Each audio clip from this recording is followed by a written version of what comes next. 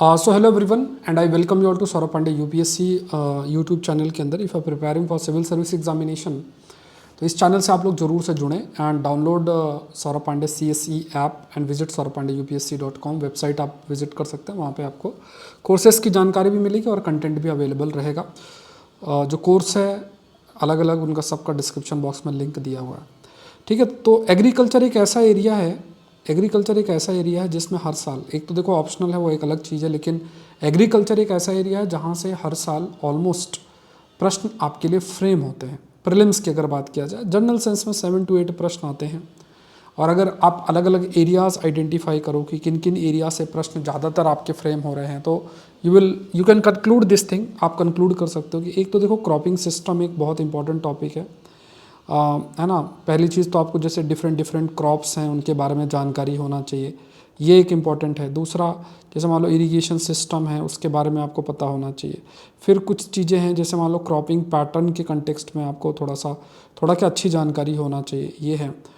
फिर you need to know about different types of farming system. जो farming system है उनके बारे में यू नीड टू नो। जैसे मान लो if I ask you about precision farming या if I ask about permaculture जैसी टॉपिक्स हैं, तो ये सब चीज़ें आपको कवर होना चाहिए। कई कंसेप्ट्स होते हैं, जैसे मान लो इंटर क्रॉपिंग का कंसेप्ट है और इसके अलावा और कई कंसेप्ट्स हैं, जैसे what is the basic difference between inter cropping, एक कंसेप्ट होता है ट्रक क्रॉपिंग। ऐसे यार बहुत सारी चीज़ें होती हैं, है ना।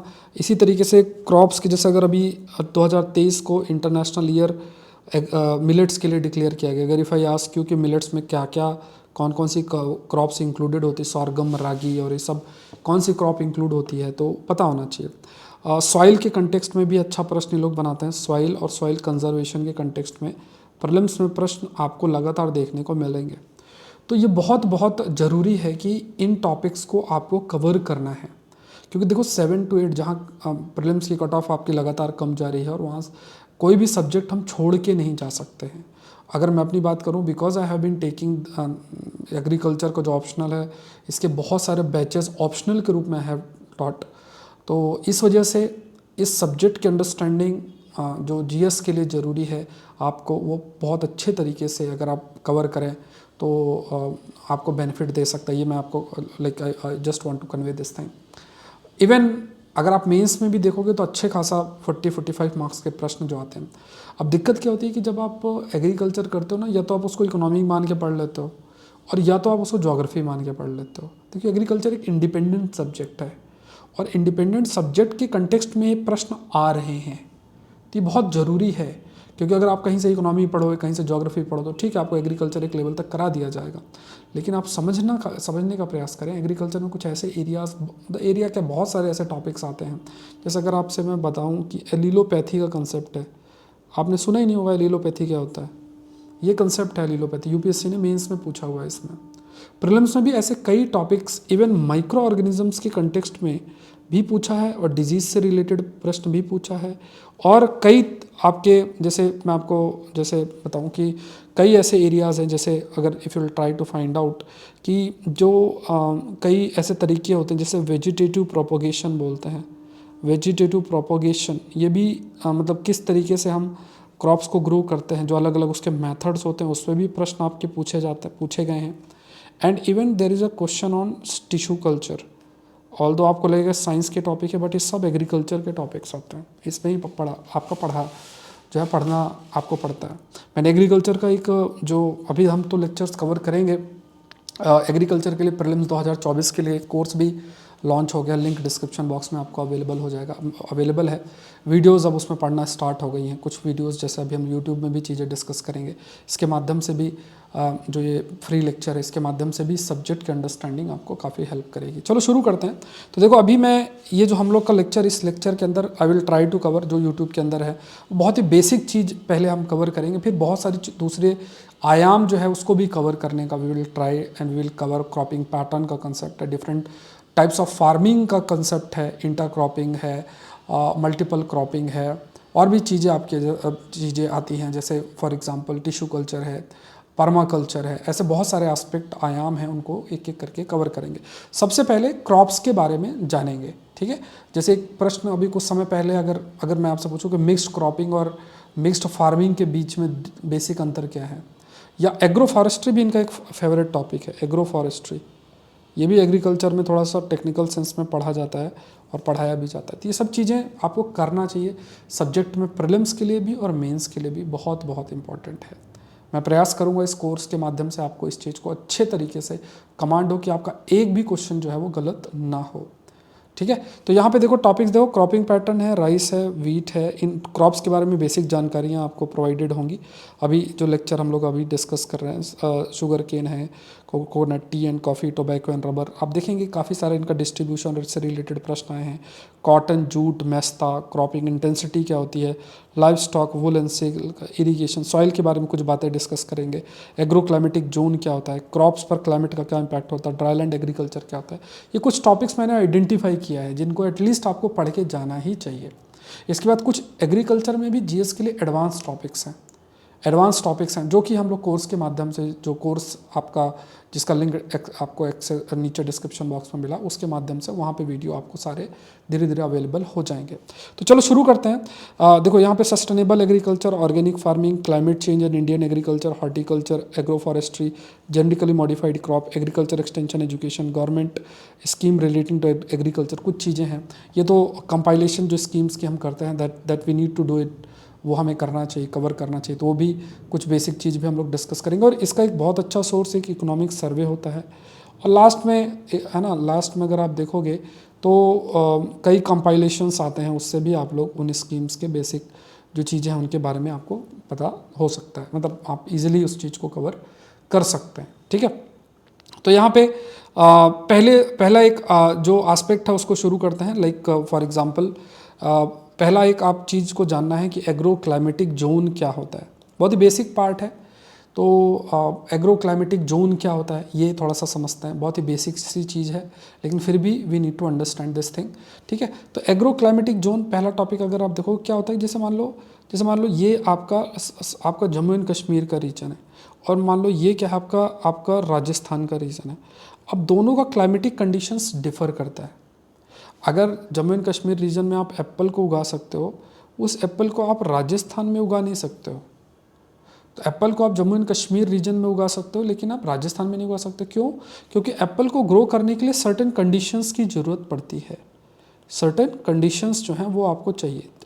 अगर देखा जाए तो you need certain conditions.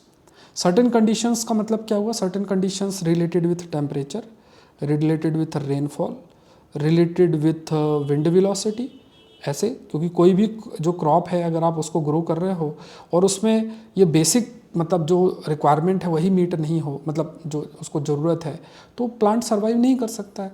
Apple को आप राजस्थान में इसलिए ग्रो नहीं कर सकते हो। राजस्थान में जो क्रॉप आप ग्रो करते हो सकता है कि बहुत क्लाइमेटिक कंडीशंस ऐसी हैं जम्मू एंड कश्मीर में, वहाँ आप ग्रो नहीं कर सकते हो। तो पूरे भारत को इसी तरीके से 15 एग्रो क्लाइमेटिक जोन में डिवाइड किया गया है।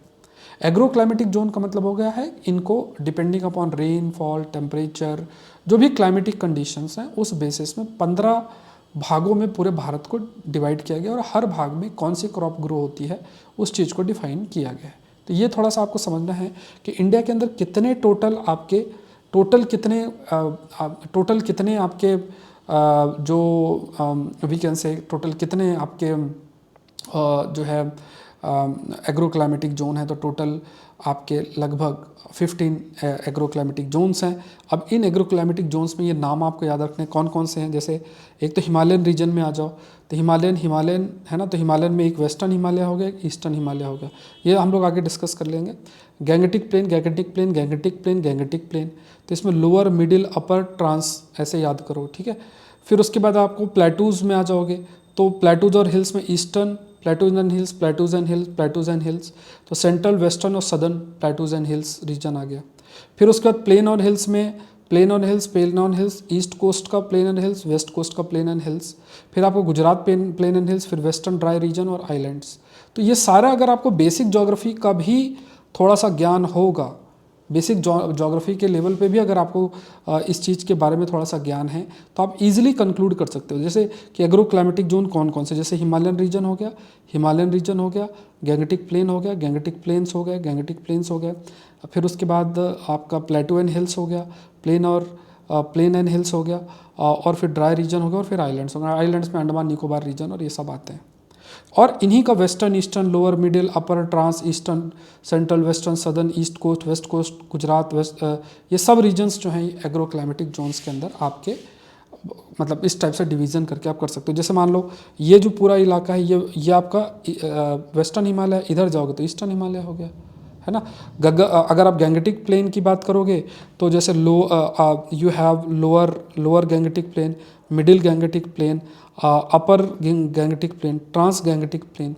गैंगेटिक प्लेन क्या मतलब, गंगा रिवर यहाँ से बह के जाती है, ठीक है। जो गंगा रिवर है, गंगा रिवर बेसिकली क्या है, यहाँ से बह के जाती है, तो इसलिए आपके पास लोअर, मिडिल, अपर, ट्रांस जो गैंगेटिक प्लेन्स हैं वो यहाँ पे मौजूद हैं, ठीक है। ये इस टाइप से, तो ये डिवीज़न आपको थोड़ा सा बेसिक जानकारी होना चाहिए। इसमें एक फ़ायदा क्या होगा कि अगर आपको पता है कि इन जगहों में, जैसे मान लो आपको पता है कि जम्मू एंड कश्मीर या हिमालयन रीजन की बात करें तो वहाँ पे कंपेरेटिवली जो टेम्परेचर होता है, that temperature is comparatively lower, ठीक है। रेनफॉल पैटर्न डिफर करेगा, विंड वेलोसिटी वेरी करेगी।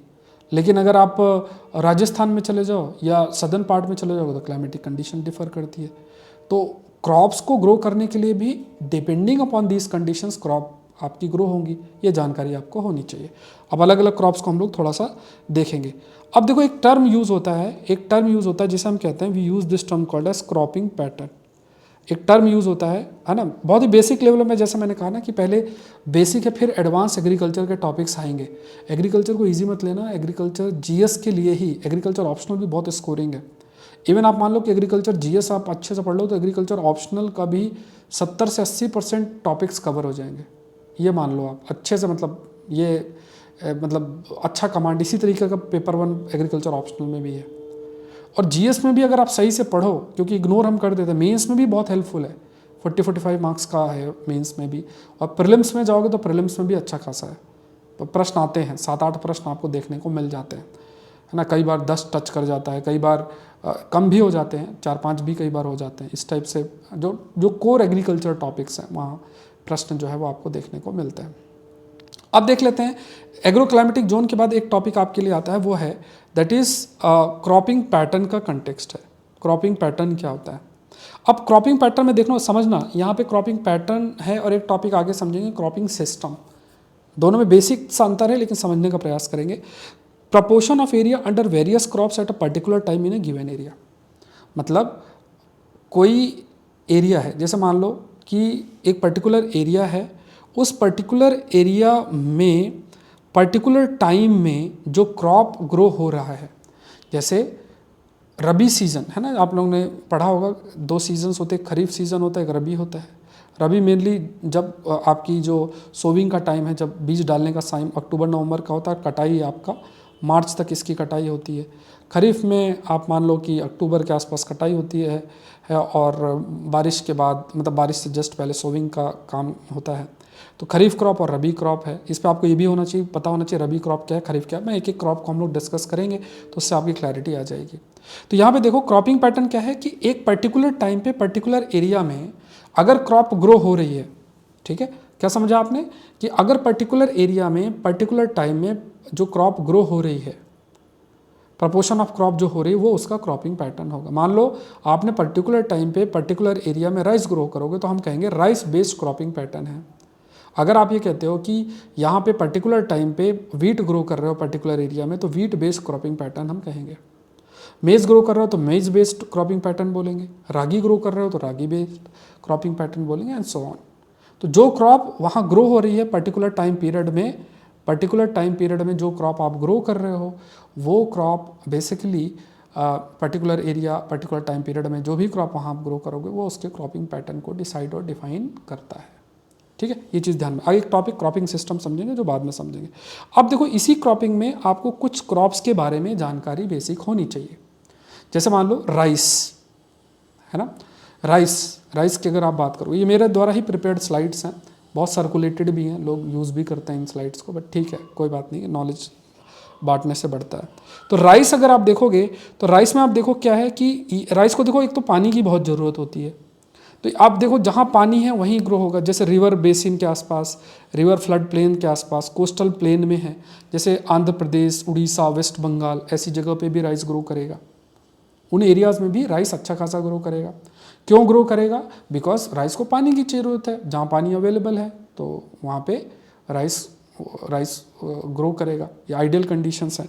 तो यहाँ पे क्लेई सॉइल, क्लेई लोमी, जहाँ जो वाटर को होल्ड कर सकता है, ठीक है। यहाँ एक शब्द यूज़ होता है लोम, ठीक है। समझना इस चीज़ को कि एक तरफ आपके पास सैंड पार्टिकल्स होते हैं, एक होता है सिल्ट पार्टिकल्स होते हैं, ठीक है, क्ले पार्टिकल्स होते हैं। तो मान लो सैंड अगर सॉइल में ज़्यादा प्रेजेंट है तो उस सॉइल को सैंडी बोलेंगे। सैंड और silt particle, sand silt clay एक ऑलमोस्ट इक्वल प्रोपोर्शन में सॉइल में अगर प्रेजेंट है तो उस सॉइल को हम लोमी सॉइल बोलते हैं। क्या बोलते हैं? लोमी सॉइल शब्द हम उसके लिए इस्तेमाल जो है वो करते हैं। We use this term called as loamy soil. तो यहाँ पे आपको क्या समझना है कि जो क्लेई सॉइल होती है ना, चिपचिपी सी सॉइल होती है, जो चिपचिपी सॉइल होती है जिसे हम क्लेई सॉइल बोलते हैं, ये क्लेई सॉइल, जो ये क्लेई सॉइल है, this clayey soil it is capable of holding the water. Because it is capable of holding the water, पानी को जो होल्ड कर सकती है, because it is capable of holding the water, as a result of which जो rice है ये इस सॉइल में बढ़िया तरीके से, क्योंकि राइस को पानी चाहिए, राइस को पानी चाहिए और ये सॉइल पानी को होल्ड कर सकती है बहुत समय तक। तो यहाँ पे रिवराइन, जो रिवर के बगल में जो एलुवियम सॉइल है, तराई सॉइल है, जो पहाड़ों के नीचे जो एरिया है ना, कोस्टल रीजन में। एलुवियम कहाँ से निकलता है? जब मान लो नदी बह रही है आपकी, सपोज है ना, नदी इस टाइप से बह रही है और नदी जो है बहुत सारे सेडिमेंट्स को आप अगल बगल डिपॉजिट कर रही है। तो if the river is flowing, for example if the river is flowing और उसके आसपास वो क्या कर रही है कि जो सेडिमेंट्स डिपॉजिट करेगी तो वो क्या है, एलुवियम उसे हम कहते हैं। और एलुवियम से मिलकर जो सॉइल बनती है उसे हम एलुवियल सॉइल बोलते हैं, ठीक है। आपने ज्योग्राफी में भी इस चीज़ को बेसिक पढ़ा होगा, लेकिन एग्रीकल्चर का एक अलग लेवल होता है चीज़ों को पढ़ने के लिए। मैंने बहुत बेसिक लेवल पे आपको बताने का प्रयास किया, ठीक है। तो ये जो राइस है, राइस को जब आप ग्रो करते हो तो उसमें आपको लोमी सॉइल की ज़रूरत है। क्लेई लोमी सॉइल हेल्पफुल है, जो वाटर को होल्ड कर सके।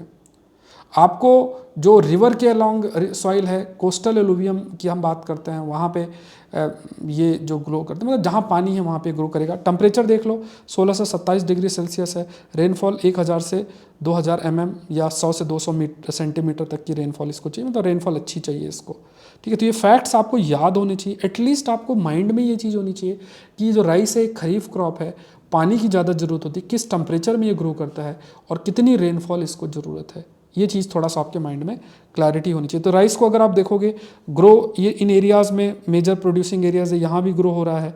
राइस इस पूरे रीजन में ग्रो होता है, राइस इस पूरे रीजन में ग्रो होता है, ठीक है। इस पूरे रीजन में भी ग्रो होता है, इस पूरे रीजन, मतलब सबसे ज़्यादा अगर आप देखोगे ना, खास तौर से देखो ये जहाँ डेटा थोड़ा सा पुराना है बट आप देख सकते हो कि ये पूरा का एरिया, इस एरिया में राइस काफ़ी कोस्टल इलाके में भी ग्रो, आपका ये जो रीजन है यहाँ राइस आपका अच्छा ग्रो होता है। तो ये सारे क्या है, राइस ग्रोइंग स्टेट है। पंजाब भी है, हरियाणा भी, Uttar Pradesh, Bihar, Jharkhand, West Bengal, north eastern region में भी राइस ग्रो होता है। कई बार क्या होता है, मैप दिखा के बोल देंगे या किसी क्रॉप की कंडीशंस बता देंगे और पूछेंगे कि ये किस क्रॉप के बारे में। आप देखोगे, अगर आप प्रीवियस ईयर क्वेश्चंस देखोगे तो you will find this thing कि हाँ इस टाइप के प्रश्न इनके द्वारा पूछे जाते हैं, ठीक है। तो ये थोड़ी सी अंडरस्टैंडिंग आपको होनी चाहिए। नेक्स्ट क्रॉप है आपकी वीट के बारे में।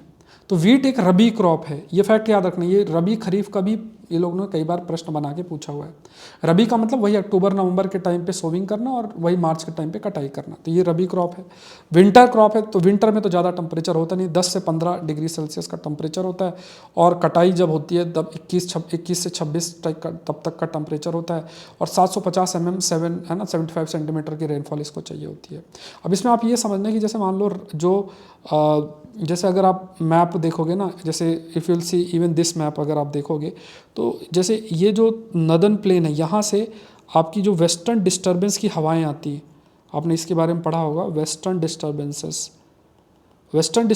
बेसिकली कहाँ होते हैं? वेस्टर्न डिस्टर्बेंसेस ये बेसिकली मेडिटेरेनियन सी के अंदर होते हैं, मेडिटेरेनियन समुद्र जो है वहाँ पे होती है। तो मेडिटेरेनियन सी में जो डिस्टर्बेंस है, वहाँ से जो डिस्टर्बेंस आपके आ रहे हैं मेडिटेरेनियन सी के अंदर, जो ये डिस्टर्बेंसेस आ रहे हैं, और ये रेनफॉल आपके नदर्न पार्ट में कॉज करते हैं। और ये जो रेनफॉल है, ये वेस्टर्न डिस्टर्बेंस की वजह से जो रेनफॉल होती है, इससे आपकी जो सॉइल है, सॉइल में पानी या मॉइस्चर पहुंचता है, and that is really helpful for the rabi crops like wheat. ठीक है। तो अगर आपसे ये पूछा जाए कि ऐसा क्या है, या जो रबी मतलब अगर आपसे ये पूछा जाए कि वेस्टर्न डिस्टर्बेंस इनमें से किस क्रॉप के लिए हेल्पफुल है, तो जो भी क्रॉप्स रबी क्रॉप होंगी उनके लिए वेस्टर्न डिस्टर्बेंस हेल्पफुल है। इसका मतलब क्या है कि वेस्टर्न डिस्टर्बेंस की वजह से यहाँ रेनफॉल आपकी नहीं होगी, वेस्टर्न डिस्टर्बेंस से यहाँ रेनफॉल तो नहीं होने वाली है। इस वजह से यहाँ पर आपके, क्योंकि सदर्न पार्ट है, सदर्न पार्ट में टेम्परेचर भी आपका हाइयर होगा, इसे कम टेम्परेचर चाहिए, 10 से 15 डिग्री सेल्सियस का टेम्परेचर चाहिए, यहाँ पे हाई टेम्परेचर होगा इस रीजन में, इसलिए जो वीट का प्रोडक्शन नहीं होगा। इधर अगर टेम्परेचर है तो बारिश नहीं है, ठंडी के टाइम पे बारिश नहीं है, तो इसलिए ये जो एरिया है जहाँ पे टेम्परेचर भी सूटेबल है और रेनफॉल भी सूटेबल है, मतलब बारिश भी हो जाती है, जो वेस्टर्न डिस्टर्बेंस की वजह से है, इस वजह से वी विल सी और we can conclude this point कि ये जो रीजन है, ये रीजन के अंदर आपका जो रबी क्रॉप मतलब जो वीट है, उस वीट को हम ग्रो कर सकते हैं। तो ये फैक्ट्स आपको बहुत अच्छे तरीके से क्लियर होने चाहिए कि आखिर जो वीट है वो किन किन एरिया में हम वीट को ग्रो करते हैं। ठीक है, आई होप यहाँ तक आपको क्लैरिटी होगी। Let's move to the next, that is jowar है। ठीक है, ऐसे ही हम बहुत सारे क्रॉप्स को डिस्कस करेंगे एक एक करके। ठीक है, और ये टू द पॉइंट कंटेंट रहेगा। और जैसा मैंने आपको बताया कि जो कोर्स एग्रीकल्चर का है तो उसका भी फटाफट अगर आपको कवर करना है तो अभी उस पर वीडियोज़ और भी आने लग जाएंगे।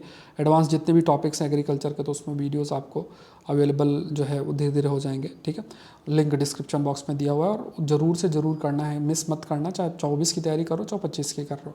कंटेंट इसी तरीके से, बाकी कुछ जो बेसिक लेक्चर्स हैं मैं यूट्यूब में डाल दूँगा, जिससे आपका अगर मान लो कई लोग कुछ भी सोच सकते हैं तो एटलीस्ट बेसिक लेक्चर्स जो हैं वो मैं यूट्यूब में डाल दूँगा। लेकिन एडवांस टॉपिक्स में काफ़ी लेक्चर्स होंगे, मतलब आप मानो एटलीस्ट 15 तो मान के चलो 15 से 18 लेक्चर्स हो सकते हैं इसमें।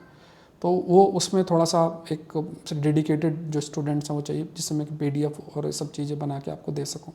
तो इसको ज़रूर से आप लोग को हिस्सा ज़रूर से बनना है, ये है। ठीक है, तो ये लेक्चर आपको उसमें भी अवेलेबल होगा, जो हमारा कोर्स है उसमें भी ये लेक्चर आपको अवेलेबल होगा, यूट्यूब में भी ये लेक्चर अवेलेबल रहेगा, जैसा भी आपको लगे उसको आप एक्सेस कर सकते हैं। तो बेसिक लेक्चर यूट्यूब में के अंदर कवर हो जाएंगे। बेसिक जो आप लोग और भी चैनल्स पे देखोगे ना, एक वीडियो बना दिया, उसमें 2-4 पॉइंट्स बता दिए और पूरा कवर कर लिया, ऐसा नहीं है। बेसिक का मतलब उनसे ज़्यादा कंटेंट आप उन बेसिक, जैसे ये पूरे जो PDF मैंने अभी आपको शो किए, इसके सारे टॉपिक मैं यूट्यूब में करवा दूंगा। बट इसके अलावा भी कई एडवांस टॉपिक्स हैं जो करने हैं आपको GS के लिए, जनरल स्टडीज़ के लिए, जो प्रीलिम्स मेंस दोनों के लिए हेल्पफुल है, वो कोर्स में कवर होगा। तो खरीफ एज वेल एज ये क्या है, देखो इंटरेस्टिंग चीज़ क्या है कि ज्वार एक खरीफ भी है और रबी क्रॉप भी है। अब ये चीज़ समझना है। अगर आपसे मैं पूछ लूँ कि इनमें से कौन सा क्रॉप जो बोथ खरीफ और रबी क्रॉप है, कन्फ्यूज हो जाओगे। तो ज्वार एक क्या है, खरीफ भी है और रबी क्रॉप भी है। रबी वैरायटी जो है मेनली रबी वैरायटी के रूप में ब्लैक कॉटन सॉइल रीजन में, मतलब ब्लैक कॉटन रीजन कहाँ पे, महाराष्ट्र, जहाँ पे भी वो डेक्कन ट्रैप वाला रीजन है, महाराष्ट्र वाला और आसपास का जो इलाका है वहाँ पे ब्लैक सॉइल प्रेजेंट है, वहीं पे इसे रबी क्रॉप के रूप में ज्वार को उगाया जाता है। और ये भी याद रखना है कि सूखे की स्थिति में ग्रो हो सकती है। ये 30 सेंटीमीटर से 100 सेंटीमीटर रेनफॉल में ग्रो हो सकती है, और 27 से 32 डिग्री सेल्सियस के टेम्परेचर में ग्रो हो सकती है।